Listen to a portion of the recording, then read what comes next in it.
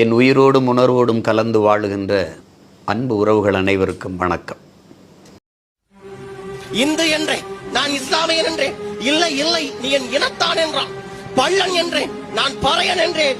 கள்ளம் இல்லா வெள்ளை சிரிப்புடன் இல்லை தம்பி, நீ தமிழன் என்றான். தனி மனிதன் சீமான் கையேந்தினா பிச்சை, ஆனா நாடே கையேந்தினா அது இலவசம்.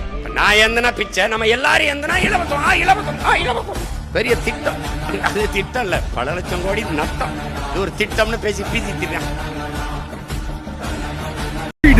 நமது ஆதி முன்னவன் முருக பெரும்பாட்டன் வேலேந்தி களத்திலே வாழ்ந்தான்.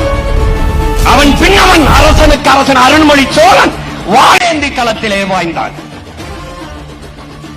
அவன் பேரன் பிரபாகரன் என்ற பெருமரவன் துவக்கேந்தி களத்திலே வாழ்ந்தான்.